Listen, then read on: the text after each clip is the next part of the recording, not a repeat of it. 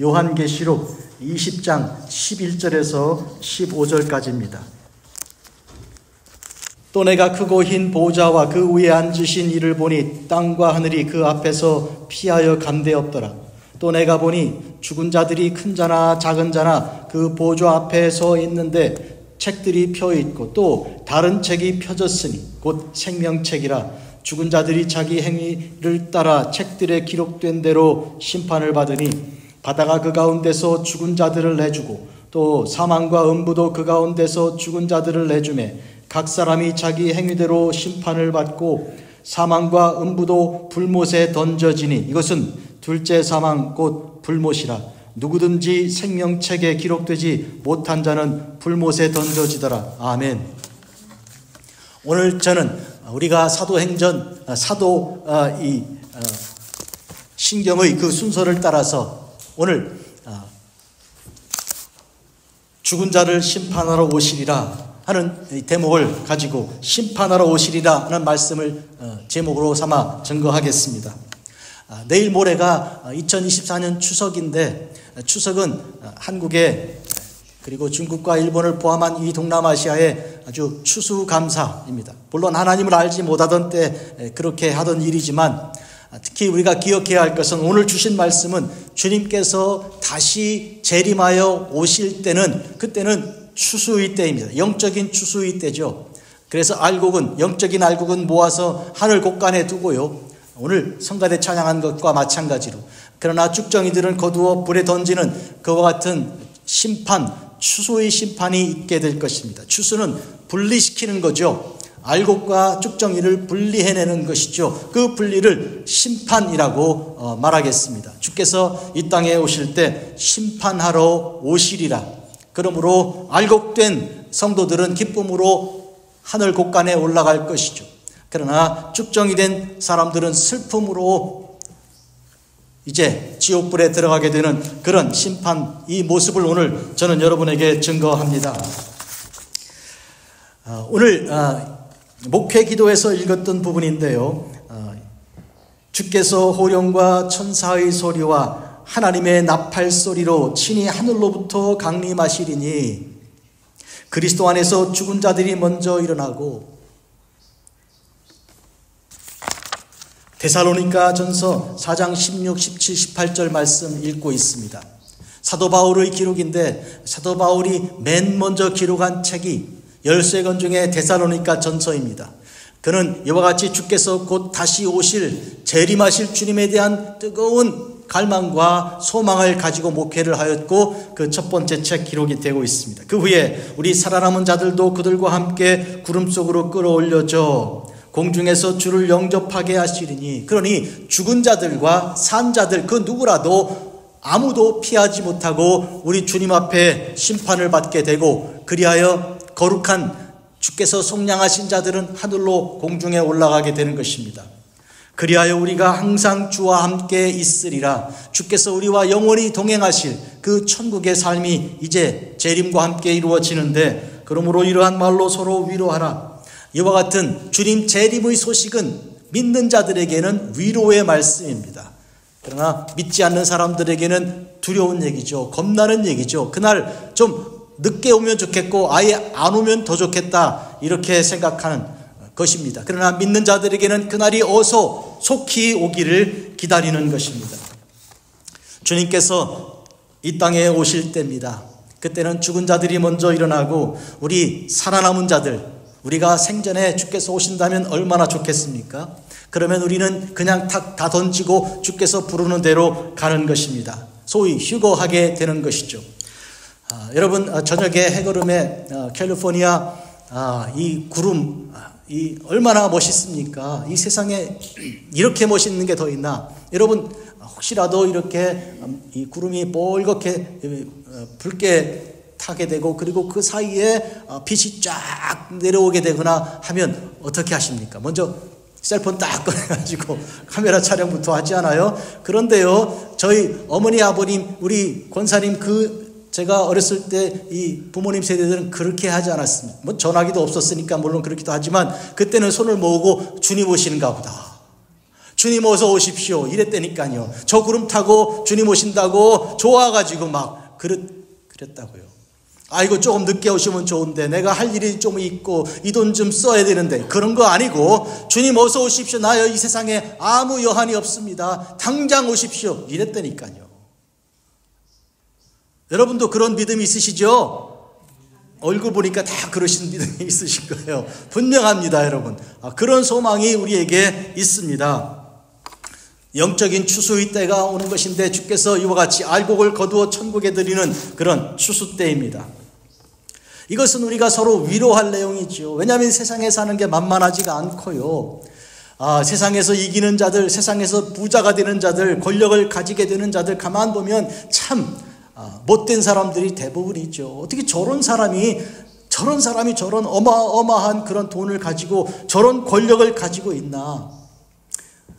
대한민국이 1년 동안에 나라 살림을 해야 될 그런 돈을 한 사람이 가지고 있는 그런 재산가도 있고요. 이 도대체 어떻게 된 일입니까? 그런데 그들은 예수님 믿지도 않아요.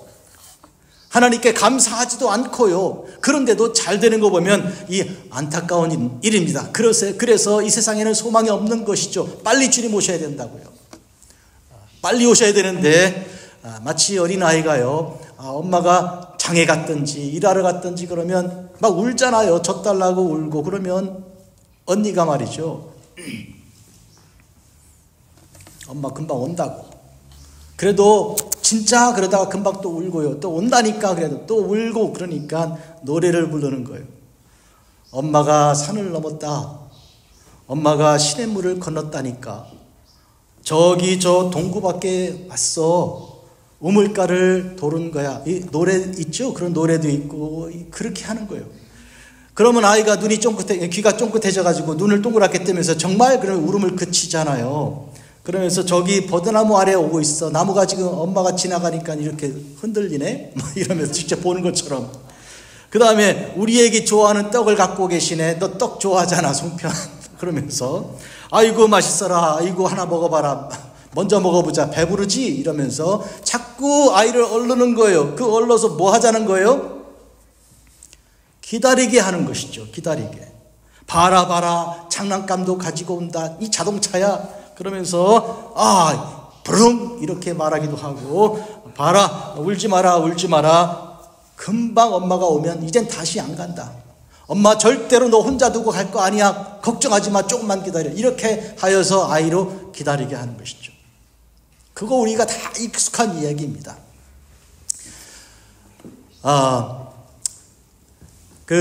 이 카이사르가 시저라고도 부르죠. 이탈리아 반도를 넘어서 이 세상을 정복하러 나가고 그럴 때 코끼리를 밀고 알프스를 넘고 막 이렇게 해서 상상도 못했던 방법으로 점령을 하게 되는 것이죠. 기대하지 못했던 방식에 막 넘어오면 사람들이 꼼짝 못하고 항복하는 것인데, 그런데 군사들이 이게 지금 너무 목마르다 이거예요. 지금 그러니 저 한 사람, 저 키 조그만 저 사람만 없애버리면 우리는 다 집에 갈 수 있다고. 우리가 왜 뭔 일을 하는 거냐고 막 이렇게 불평할 때, 먹을 것이 없고 마실 것이 없고 막 이렇게 할 때 뭐라 그러냐면, 저 산 위에 조금만 넘어가면 싱싱한 포도가 있다고. 그 포도를 한 입 확 깨물면 그 말 들으니까 입에서 침이 확 돌잖아요. 그래가지고 목마른 게 사라졌다는 거예요. 여러분, 그 순간순간 다음을 기다릴 수 있는 소망을 주는, 주님이 금방 오신다는 그 소망을 주는 게 성경의 메시지이고요. 오늘 이 시대, 이 어려운 때 이거 1분도 못 넘기겠다는 그 고통스러운 시간을 견딜 수 있도록 하는, 그것이 오늘 우리의 부활의 재림의 소망입니다. 주님 다시 오십니다. 아멘. 이게 우리의 소망이에요. 그런데 왜 우리는 그쪽 생각하지 않고 세상에 좋은 것 자꾸 생각하고, 집 살 거 이건 저런 거 이런 것만 생각하고 그 내일을 기다린다 그러면 이 소망이 되지를 않는 것이죠. 참다운 소망은 주님을 생각할 때 오는 것이죠. 저리로서 산자와 죽은 자를 심판하러 오시리라. 이 말씀이 우리에게는 소망의 말씀입니다. 생각해 보겠습니다. 사람이 주님이 더디 오셔도 괜찮다고 생각하는 그런 자기의 삶을 보장해 주는 그런 두 가지 방식이 있는데, 하나는 삶이라는 것이죠. 삶으로 보장을 받겠다는 생각이, 이게 무슨 얘기인가 그러면 오래 살겠다는 생각하는 것이죠. 더 건강하게 말이죠. 지금 뭐 누가 묻지도 않았는데 100세 시대라고 막 그렇게 얘기하면서 말이죠. 그러니까 앞으로 당신 40년 남았다고, 35년 남았다고 뭐 이렇게 하는 사람들이 있는데, 그렇게 해서 뭐 건강에 좋다는 거는 먹고 또 운동은 이렇게 해야 되고 저렇게 해야 되고, 그리고 심지어는 산집에 거미줄 치는가 이러면서 누구든지 그냥 자식 막 낳아놓으면 산다고, 그렇게 생명에 대한 소망으로 이렇게 가득 충만해 있습니다. 뭐 배짱이죠. 그런데 사랑하는 성도 여러분, 우리가 아무리 건강해도 말이죠, 실제로 많은 자식을 낳아도 옛날엔 그것이 다 자기들에게는 일종의 사회보장제도 같은 것이요. 자식이 많아야 되니까. 그래야 수입도 생기고 또 누가 뭐라 그래도 자식들이 와서 다 살펴주니까. 그렇잖아요. 든든한 그런 방벽이 된 것이죠. 그러나 때가 되면 다 주 앞에 서야 하는 것입니다. 생명은 마치 지나가고 나면, 순간이 지나고 나면 마른 풀같이 그렇게 한순간에 사라지고 마는 것입니다. 두 번째로, 좀 아이러니컬한 얘기지만 죽음이 또 자기들을 지키는 보장이라고 생각합니다. 이게 무슨 얘기인가요? 죽음을 끝이라고 생각하기 때문이죠. 난 끝이 있어, 그냥 끝을 내고 싶어 이러면서 아무리 힘들고 어려우면 그래 죽으면 되지 뭐, 이렇게 생각하는 거예요. 사업하다가 어려우면 뭐 뱅크럽시 하지, 뭐 그런 생각하는 것처럼 그냥 내던져 버리고 포기하는 걸로 피한다고 생각하는 것이죠. 죽음으로 도망할 수 있다고 생각하는 것이죠. 그러면 나 쫓아올 수도 없고 나 괴롭힐 수도 없다고 그렇게 생각하는 것입니다. 그래서 사람들이 결국은 자살을 생각할 때 이게 내 마지막으로 할 수 있는 도망하는 길이다. 내가 죽음으로 갔을 때 누구도 나를 쫓아오지 못한다. 그렇게 안전하게 생각하는 것입니다. 그러나 그것이 아닙니다, 여러분.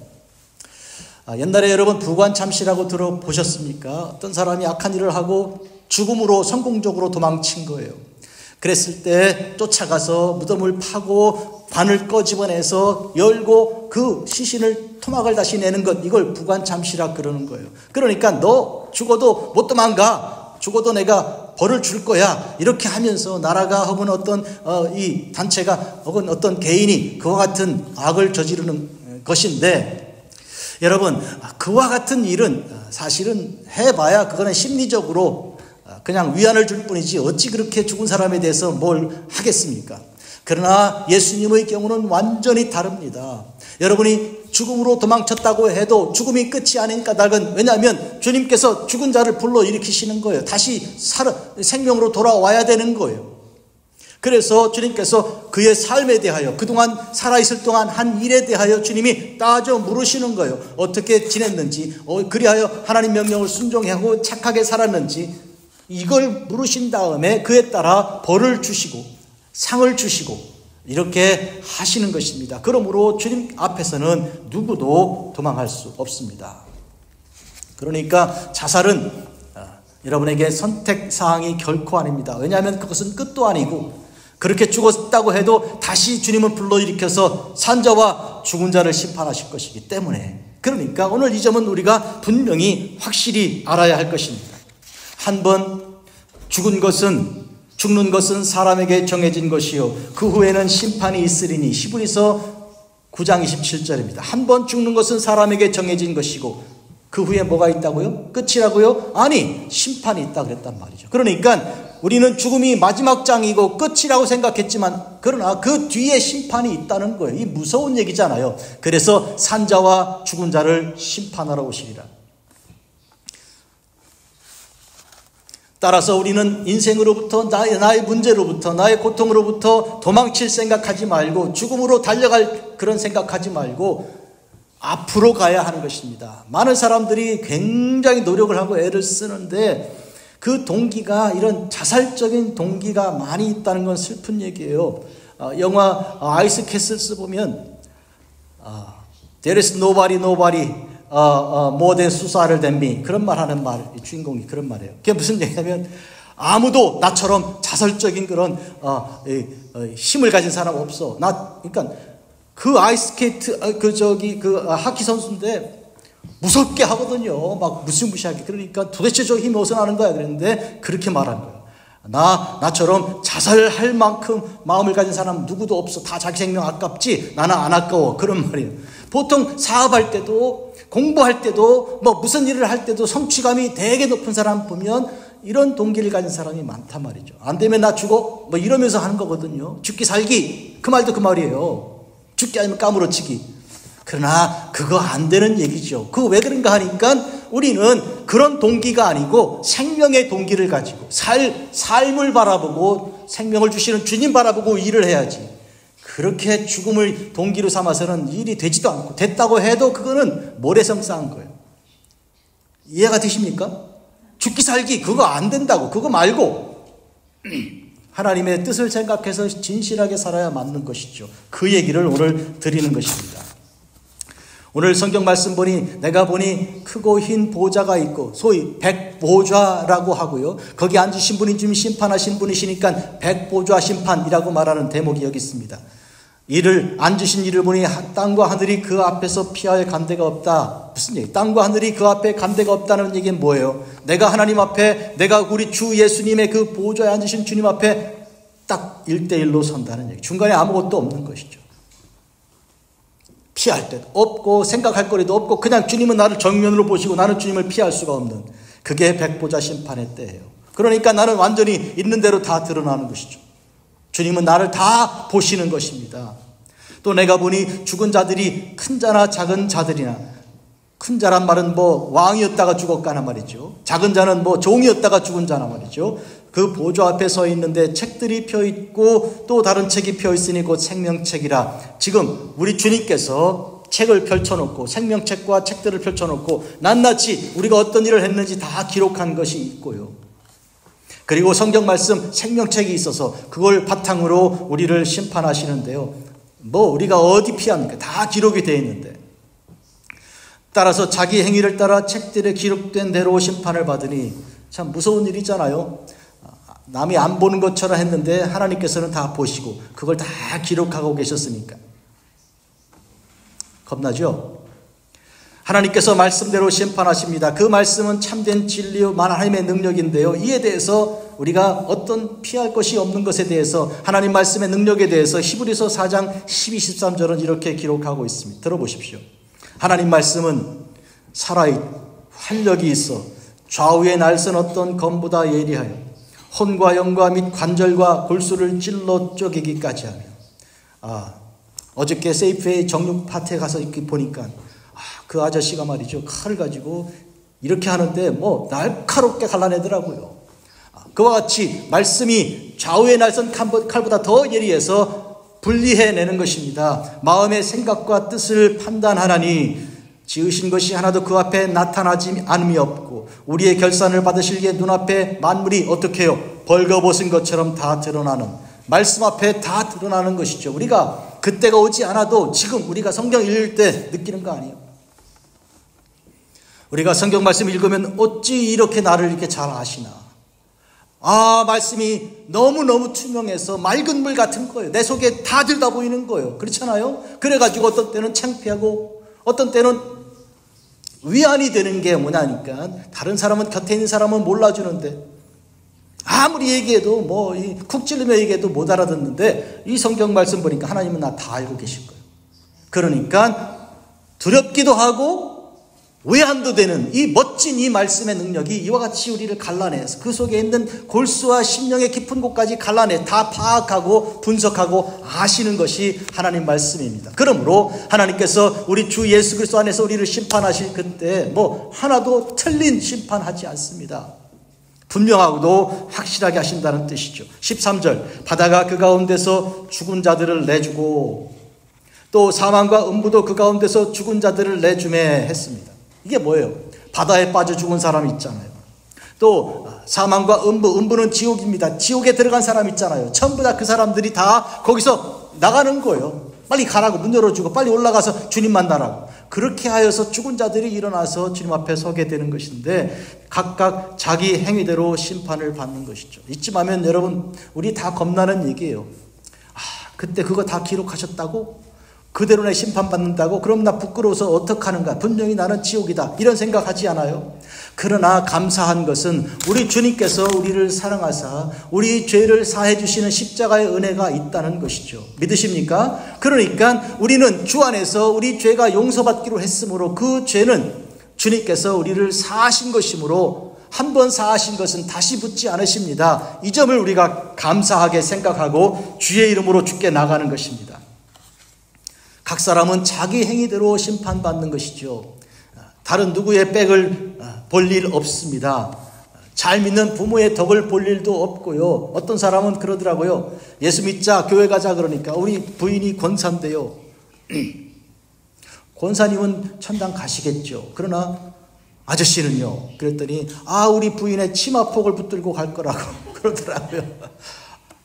그게 되지를 않는 것인데 그런 백을 믿겠다는 것이죠. 잘 들어보십시오. 두 사람이 예수님 말씀이에요. 밭에 있음에 밭에서 일하는 거죠. 한 사람은 데려가고 한 사람은 버려둠을 당할 것이다. 이 두 사람이 생각해 보니까 아버지하고 아들이 같이 일을 할 경우가 있어요. 그때 만약에 아들이 올라가고 아버지가 남는다면 어떡하겠습니까?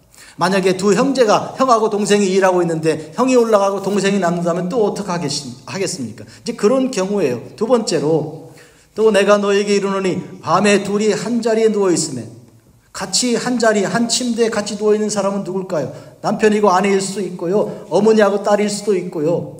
그렇죠? 두 형제가 또 같이 잘 수 있잖아요. 그럴 때 한 사람은 데려감을 당하고 한 사람은 버려둠, 둘 중에 하나는 올라가고 하나는 남는다는 그런 얘기잖아요.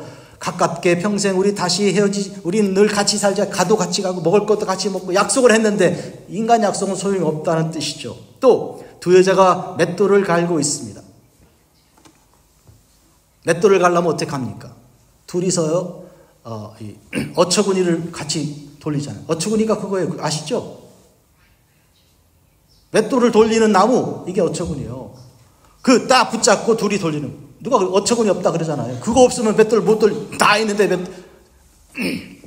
콩도 있고 뭐 다 있는데 어처구니가 없으면 못 돌리잖아요. 자, 같이 돌리고 있는 거예요. 그러니까 이게 마음이 맞아야 돌아가는 거예요. 둘이 돌리는 거 쉬운 것처럼 보이는데요. 이게 손발 안 맞으면 안 돌아가요, 이게. 그 마음이 맞는 사람이라도 한 사람은 가고 한 사람은 맞는다. 그런 얘기 한 거예요. 예수님 말씀입니다, 지금까지. 그래서 어떤 사람은 가만 보니까 지금 경우가 하나, 둘, 셋이잖아요. 밭에서, 혹은 침대 위에서, 아니면 지금 맷돌 돌리고 있는 다 둘 중에 하나니까, 확률이 50%인가 보다.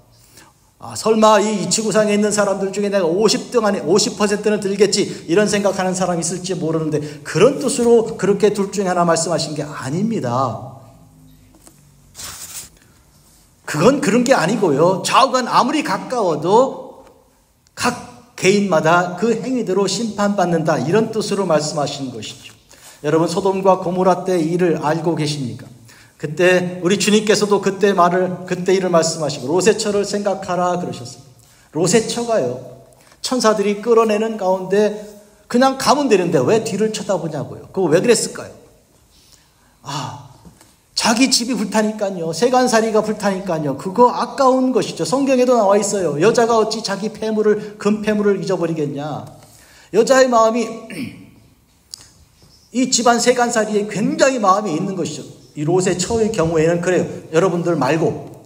그런데 그래서 이 불타는 가운데 그 너무 아까운 거예요. 이렇게 돌아보다가 이 소금 기둥이 되고 말았잖아요. 자, 그 소돔과 고모라 얼마나 큰 성에 단 하나, 둘, 세 명만 살아남은 거예요. 롯과 두 딸만 살아남은 것이죠. 그러니까 수가 얼마가 되지 않는 것이죠. 누가복음 18장 8절에 예수님 하신 말씀 들어보시겠어요?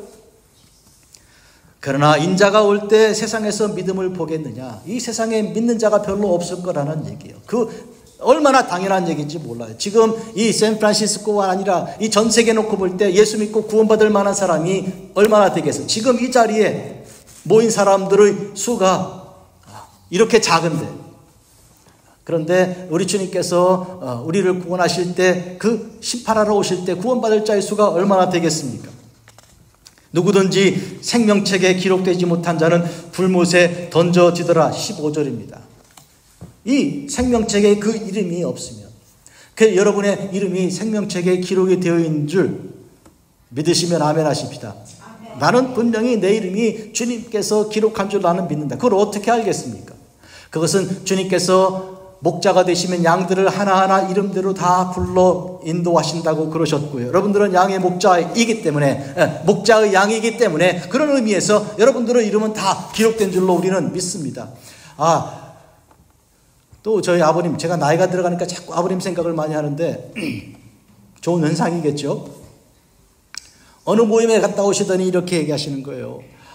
갔는데 예수 믿는 사람들이 14만 4천 이렇게 얘기하면서 나는 거기 못 들어 그러면서 그러더라고. 그래서 나는 들어 그랬대요. 그랬더니 어떻게 조 목사 당신이 거기에 들어가냐고 막 그러대. 나는 믿으니까 이렇게 대답하셨다고.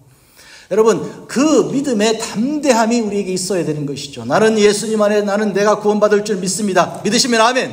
그런 사람이 구원받는 거예요. 그런데 나 지은 죄가 많아서 예수님이 십자가 못 박혀 당신을 위해 죽으셨는데도 그건 알겠는데 그래도 나 같은 죄인인데 이러면서 자기 죄가 주님의 십자가보다 더 크게 이렇게 생각하면 이거는 안 되는 일이죠. 아무리 내가 큰 죄인이라도 주님은 용서 못할 죄가 없다. 믿으시면 아멘. 그거 용서받은 거예요. 그런 의미에서 우리는 분명히 구원받은 줄 믿습니다. 아멘. 내가 지을 새 하늘과 새 땅이 내 앞에 항상 있는 것 같이. 지금 제가 읽는 본문은 이사야서의 마지막 책 마지막 건 66장 마지막 부분 2절만 읽고 있습니다. 이사야는 그 이름이 구원이란 이름을 가지고 있고 예수께서 오셔서 우리를 구원하실 일에 대한 특별한 그런 이 예언을 선포한 이사야 예언자 마지막 2절이에요. 내가 지을 새 하늘과 새 땅이 항상 내 앞에 있는 것 같이 너의 자손과 너의 이름이 항상 있으리라. 들어보십시오. 여러분의 이름이 있을 것이라고요. 여호와의 말이니라. 여호와가 말하노라. 매월 초하루와 매 안식일에 모든 혈육이 내 앞에 나와 예배하리라. 그들이 나가서 내게 패역한 자들의 시체를 볼 것이라. 그 벌레가 죽지 아니하며 그 불이 꺼지지 아니하며 모든 혈육에게 가증함이 되리라. 여러분, 지옥에 가면 지옥불은 꺼지지 않고 그 지옥불로 다 죽어버리면 좋은데 안 죽는 거예요. 벌레도 안 죽는데 사람이 죽겠습니까? 그러니까 죽고 싶은데 못 죽는 거예요. 그런 영원한 벌이 그런 것인데 여러분, 그런 지옥에는 가서는 안 되는 것입니다. 우리 항상 그 생각해야 돼요. 우리가 늘 마음에 살아가는 매일 일주일 월화수목금 주일 생각해야 되는 것은 천국과 지옥을 생각해야 되는 것이죠. 내가 천국을 간다, 그런 소망을 생각해야 되지. 이 세상에서 뭘 어떻게 뭘 먹을까 마실까 뭘 입을까. 예수님 그러셨잖아요. 걱정하지 말라고. 그런 생각하지 말라고. 가르쳐 주신 거 생각하고 마음에 두고 기도할 내용을 가르쳐 주신 거거든요. 뭐예요? 너 자신을 부인하고 십자가를 지고 나를 따르라고. 그것이 우리가 항상 생각해야 할 그런 주제인 것입니다. 그런데 지옥은 이와 같이 벌레도 죽지 않는 곳이니까 절대로 거기 가서는 안 되는 거죠. 여러분도 가서 안 되고 여러분이 사랑하는 형제 자매들이 가서도 남편이 아내가 가서도 안 되는 것이죠.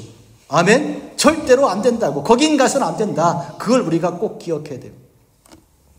내가 다 해줄 테니까, 내가 다 양보할 테니까 당신 예수 믿고 구원받자고. 그게 내가 바라는 거라. 그러면 사람들은 이거 웬 수지 맞았냐 그럴 거야 아마. 다 양보해 준다는데 그거 내 교회 못 가줘? 가주지. 근데 나중에 예수 믿고 구원받은 다음에는 알 거예요. 저 사람이 왜 그렇게 나한테 양보를 다 했나. 얼마나 놀라운 일인지 그들이 깨닫게 될 것입니다. 사랑하는 성도 여러분, 주님께서는 또한 그날이 노아의 때와 같다고도 말씀하셨습니다. 주님이 다시 오시는 그때 얘기하는 거예요. 주님이 다시 올 때 사람들이 믿음이 없다는 거예요. 별로 그날 기다리는 사람들이 별로 없을 거라는 것인데 노아의 때 어땠습니까?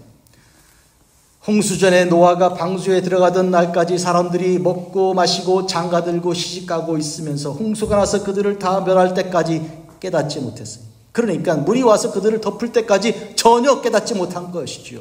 그런 의미에서 예수님이 처음 오셨을 때도 마찬가지였습니다. 주님께서 탄생하셨습니다. 오랜 세월 동안 예언자들이 주님 오신다고 이새의 그 줄기에서 싹이 난다고 했고 처녀가 잉태하여 아들을 낳는다고 했고 이사야의 경우 예를 들면 이와 같은 소망을 계속 선포했는데 막상 주님이 오셨을 때 유대 땅에 이스라엘 땅에 누가 예수님께 나와 예배 드렸습니까? 들에 자던 목자 몇 명이 온 것 뿐입니다. 나머지가 하나도 없습니다. 그리고 먼 동방 땅에서 몇 사람의 동방 박사들이 와서 예물 가지고 왔죠. 그뿐이에요. 그만큼 그때는 고요한 밤이었다는 얘기. 고요한 밤, 그 뜻이 뭐예요? 아무도 모여서 예배하고 찬송하고 준비가 없었다는 그런 뜻이죠. 그런 의미에서 지금 주님이 다시 재림에 오실 때도 상황은 거의 똑같다는 얘기죠. 노아의 때도 마찬가지니, 노아 때 그렇게 오랫동안 방주를 지으면서 사람들에게 전도하던 게 몇 년? 120년을 전도한 것이죠. 근데 아무도 하는 것이죠. 그런 의미에서 오늘 이 시대에 주님이 다시 오실 그때 믿음이 없다는 것에 대해서 우리는 생각하고, 그럼에도 불구하고 우리가 뽑혔으니 얼마나 감사합니까? 얼마나 감사합니까?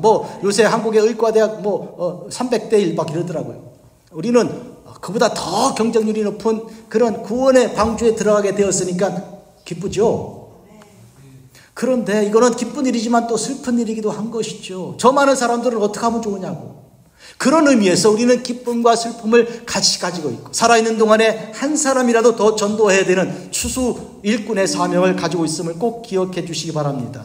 그래서 나만 구원받는 게 아니고 하나님, 나의 어머니, 나의 아버지, 내 오빠를, 내 동생을 구원해 주십시오 하고 기도하기에 그렇게 해야 되는 것이죠. 그래서 누가 묻습니다. 왜 오냐고? 그러면 구원받지 못한 우리 식구, 형제, 친구들을 위해서 운다고 이렇게 대답을 하고요. 왜 웃냐고? 그러면요, 오랫동안 내가 기도했는데 드디어 교회에 나가서 예수 믿는다고, 너무 좋다고, 이렇게 해야지. 그럼 뭐 했다고, 차를 샀다고, 집을 샀다고 좋아하고 그러는 것 갖고는 안 된다는 얘기를 오늘 우리가 하는 것이죠. 자, 많은 사람들이 교회 밖에도 구원이 있나 없나 그런 얘기를 해왔습니다. 여쭤보겠습니다. 교회 밖에 구원이 있습니까? 지금 말하면 우리 금문교회 300 크로커 애비뉴에 있는데 이 바깥에 세상에 구원이 있습니까? 결론적으로 말씀드리면 교회 밖에는 구원이 없습니다. 그거 왜 그런가요? 교회는 뭔데 그렇습니까? 교회는 예수님의 몸이죠. 교회를 세우기 위해 주님께서 당신의 피를 흘리셨죠. 그런 의미에서 이 교회에서 선포되는 것을 생각해 보십시오. 하나님 말씀입니다. 하나님 말씀을 선포하고 그 다음에 또 무엇이 이루어집니까? 교회에서 세례를 베풀고 또 성찬에 참여하도록 성찬을 베풉니다. 자, 이 세 가지만 말씀드려보죠.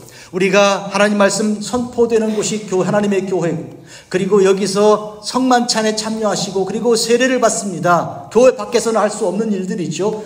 이 일들을 여러분, 이 말씀을 듣지 않고 그리고 성찬과 그리고 세례를 받지 않고 구원이 있습니까? 불가능한 일이죠. 그래서 교회 밖에는 구원이 없는 것이죠. 그런데 많은 사람들이 무교회주의해서 교회 안 나가고 나 예수 믿는다 그러고, 교회 안 나가고 나는 신앙생활 한다고 그러는데 그게 무슨 얘기입니까? 불가능한 얘기를 하고 있는 것이죠.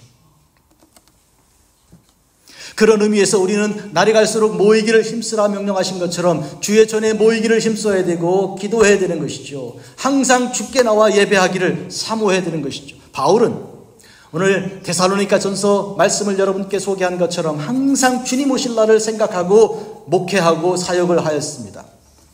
고린도전서 16장 22절에서 주여 오시옵소서 이렇게 썼습니다. 헬라어로 읽으면 마라나사 했습니다. 마라나사라는 말은 주여 어서 오십시오. 소위 마라나타 이렇게도 쓰기도 하지만 이것은 주여 어서 오십시오. 날마다 그 생각만 하고 살아가는 것입니다. 이것은 우리에게 소망이 되고 기쁨이 됩니다. 고난과 역경도 이길 수 있는 힘이 되는 거예요. 누가 예수님을 만나고 재림하시는 주님을 누가 기쁘게 맞이하겠습니까? 주님이 오셔서는 누구를 찾으시겠습니까? 한번 생각해 보십시오. 잠언 8장 17절입니다. 나를 사랑하는 자들이 나의 사랑을 입으며 나를 간절히 찾는 자가 나를 만날 것이니라. 세상에 얼마나 많은 사람들이 있어도요, 나를 사랑하는 사람을 내가 만나게 되고요, 그리고 나를 밤낮 찾아 애쓰는 사람이 나에게는 소중한 사람이요. 다른 사람은 무슨 소용이 있습니까? 어떻게 생각하십니까? 오늘 우리는 이것을 분명히 알아야 됩니다. 어머니가 딸에게나 아들에게나 이렇게 권면하고 추천하죠. 너 좋다고 하는 사람이 좋은 사람이야. 그렇잖아요? 그런 거죠. 마찬가지로 하나님은 우리가 하나님을 사랑하고 간절히 찾을 때 너 좋은 사람 가자 이렇게 되는 것이거든요. 그러니까 이 말씀은 성경에 구약부터 신약까지 널려있는 말씀이 중심 내용이에요. 그게 뭐예요? 간절히 하나님을 구하면, 찾으면, 구하면 하나님께서 반드시 나타나 그에게 은혜를 베푸신다는 것이죠. 예수님께서 예배드리는 그 중심을 신령과 진정으로 예배하는 자라고 했습니다. 그러면 하나님께서 그를 찾아오신다고 하셨습니다. 이 또한 마찬가지입니다. 신령이란 말은 그 영으로 하나님께 예배하는 것이고, 진정이란 하나님 말씀에 늘 묵상하면서 기다리는 거예요. 말씀은 약속이니까 그 약속을 믿고 또 믿고 읽고 또 읽고 또 읽고 또 읽고, 그러면 하나님이 이뻐서 찾아오시는 거예요.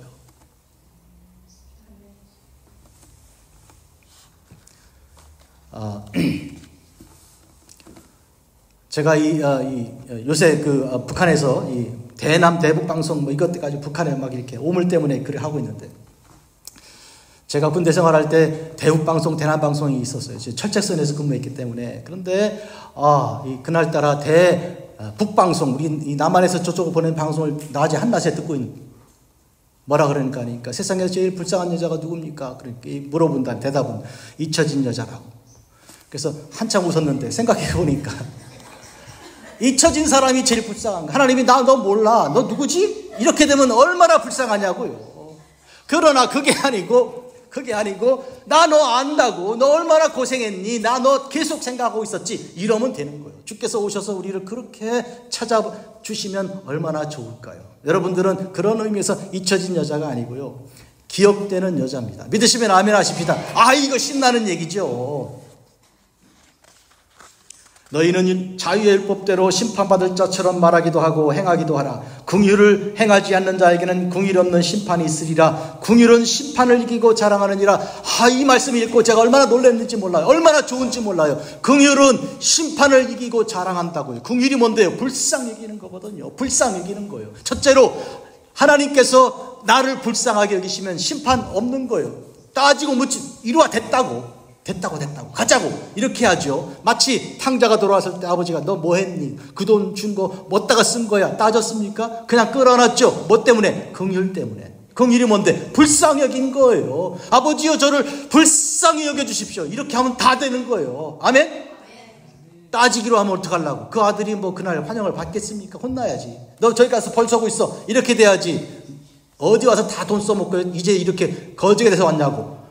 그렇게 안 한 게 뭐예요? 뭐 때문에? 심판 안 하신 게 뭐 때문에? 긍휼 때문에. 그래서 긍휼은 심판을 이기는 일. 어디 나오는 말씀인지 자꾸 물어보셔야지. 적어야 되니까. 야고보서 2장 12, 13절이에요. 야고보서 2장 12, 13절. 긍휼은 심판을 이기느니라. 아멘. 첫째로 우리 주님의 긍휼이 우리를 심판을 이기게 하였고, 두 번째로 우리의 긍휼이에요. 중요한 거예요. 서로 불쌍하게 여겨야 되는 거예요. 그래서 10,000달란트 빚진 사람이 탕감받고 집에 가다가 자기한테 100데나리온 빚진 사람을 붙들어 감옥에 넣었잖아요. 긍휼이 없었던 거잖아요. 그랬더니 그 주인이 뭐라고? 너 이리 와봐. 내가 너에게 베푼 긍휼에 대해서 너는 긍휼도 없어? 그래서 감옥에 넣었다니 심판하신 거예요. 그러니까 우리가 긍휼이 있어야 되는 거예요. 중요한 거는 불쌍히 여기는 거예요. 제일 좋은 사람, 세상에서 제일 좋은 사람은 불쌍히 여기는 마음을 가진 사람이에요. 왜요? 그 사람이 불쌍히 여김을 받을 것이니까. 그래서 긍휼히 여기는 자는 복이 있나니 그들이 긍휼히 여김을 받을 것임이라. 마태복음 5장 7절에. 눈을 보면요, 다 할 수 있어요. 눈을 보면요, 눈가에 이렇게 눈물이 촉촉이 젖어 있고요, 불쌍해가지고 이렇게 그 사람이 좋은 사람이요. 잡아야 돼요. 근데 말이죠, 막 교만해가지고 막 있다고 막 그렇게 하는 그런 사람은 소용없는 거예요. 그런 의미에서 긍휼히 여기는, 불쌍하다고 생각하는 그 마음을 가지는 게 제일 중요하다니까요. 그거는 돈 많은 것보다 이쁜 것보다 다 뛰어나게 훌륭하게 좋은 것이죠. 그러므로 형제들아, 주께서 강림하시기까지 길이 참으라. 이제부터는 우리가 어떻게 주님 오실 날을 기다리는지 방법을 말씀드립니다. 농부가 땅에서 나는 귀한 열매를 바라고 길이 참아 이른 비와 늦은 비를 기다리나니. 여러분, 벼농사를 지을 때 농부가 논에 몇 번 간다고요? 들락날락 몇 번? 그걸 어찌 알겠습니까? 우리가 세봤습니까? 그럴지 모르겠는데 88번 갑니다. 그걸 어떻게 아는가? 쌀 밑자가 이렇게 88이라고 써 있는 거잖아요.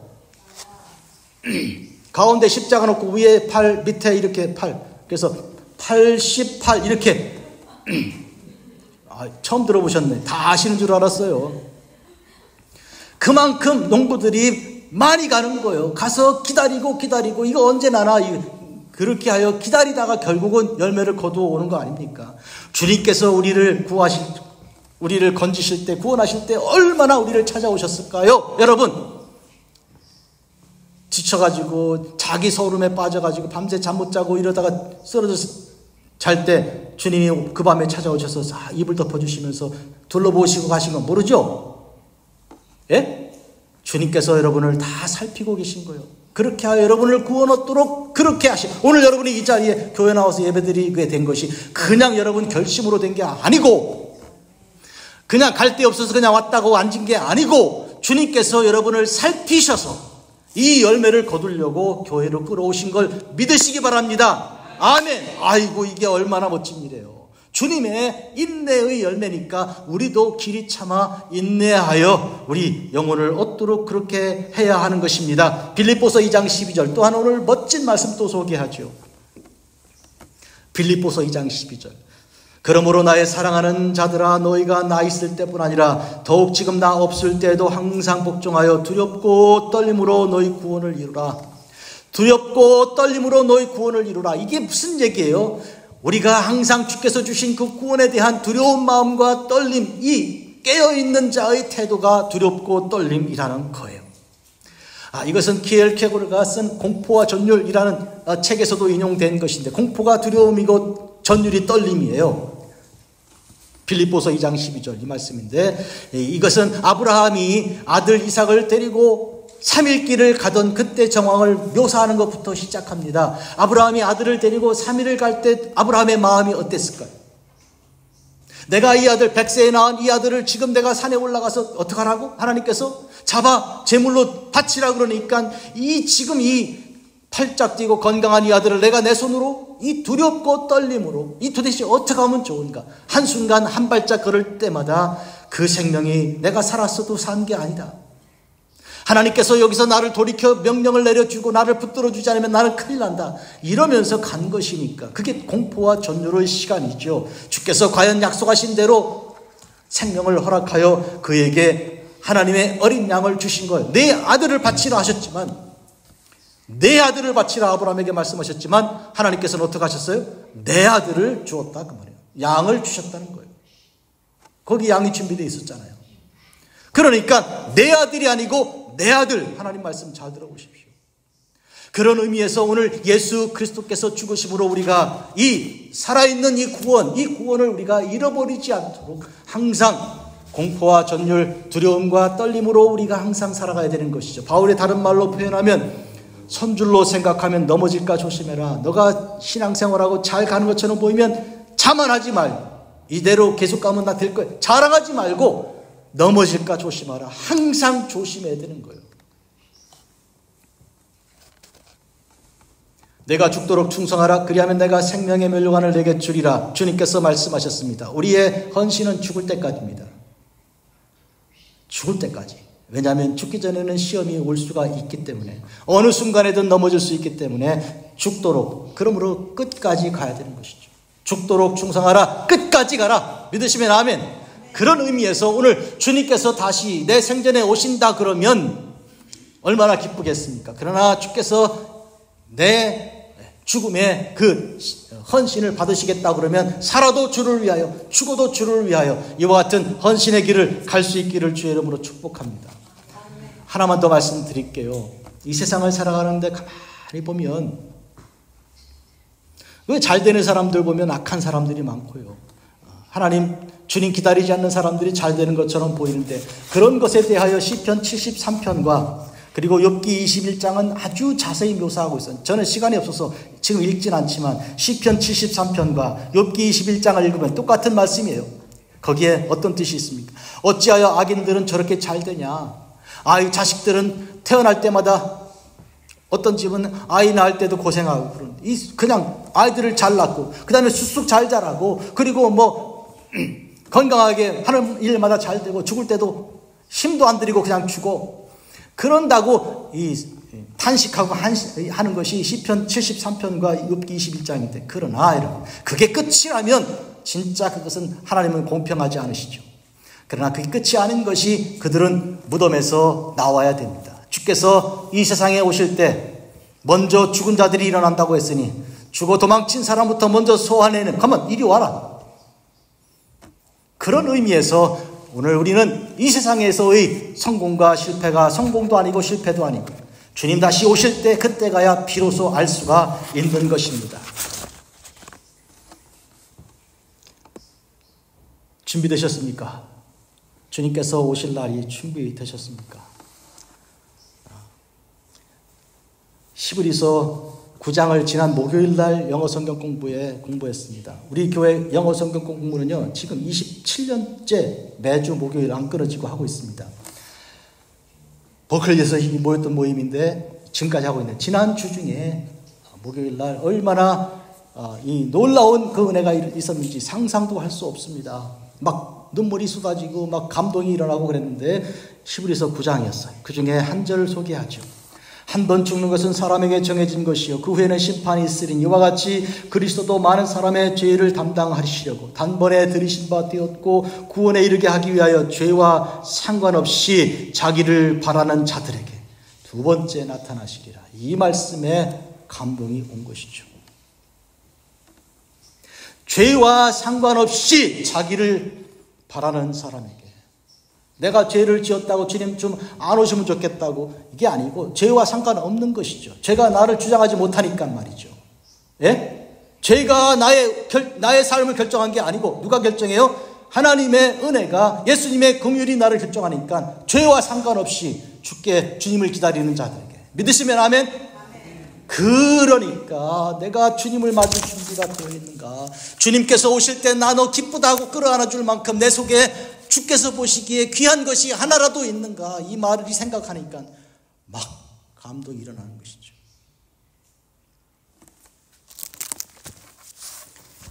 금문교회 목사로서 담임 목사는 성도들을 다 한 명도 안 빠뜨리고 데리고 천국에 가야 할 숙제가 있는 사람이에요.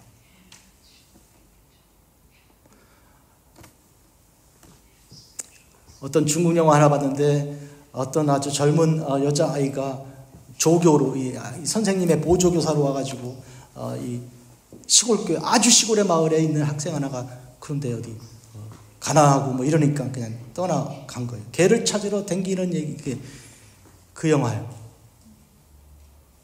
결국은 이제 시내 나가가지고 홈리스처럼 돼 있는 애를 붙들어가지고 결국 데리고 오는 장면이 나오는 거거든요. 그 얘기가 계속 이거 로드무비예요. 계속 움직이는 거니까 그런 훈련도 안 된 어떤 어린아이, 여자아이가 이제 교사가 되려고 훈련하는 그런 이제 20살도 채 안 된 아이가 보이는 그것처럼 목사는 교인들을 한 명도 안 빠뜨리고 얼마나 많이 모았는가가 중요한 아니고 한 명도 안 빠뜨리는가가 더 중요한 주제예요. 우리한테는. 예? 그래서 여기 앉아 계신 여러분 그리고 온라인으로 지금 예배 드리신 여러분 한 명도 안 빠뜨리고 다 천국에 다 가야지. 그게 저에게 숙제예요. 아멘? 같이 가자고요. 중간에 넘어지면 이렇게 세우고 같이 가자고요. 천국까지. 그러기 위해서 오늘 이 시간 이 말씀을 전합니다. 저리로서 산 자와 죽은 자를 심판하러 오시리라. 아멘. 자비롭고 거룩하신 아버지 하나님 감사와 찬송과 영광을 올려드립니다. 하나님께서 우리를 사랑하사 복주신 그 놀라우신 그 은혜를 우리가 믿고 주님 오실 날을 기다립니다. 주여 오실 때 우리에게서 거짓된 것을 보고 우리에게서 이제 잘못된 것을 발견하지 않고 우리에게서 주를 사랑하고 주를 바라는 그 소망을 발견할 수 있도록 하나님 저희들을 도와주시옵소서. 저희들에게 믿음을 주시옵소서. 예수님의 이름으로 기도합니다. 아멘.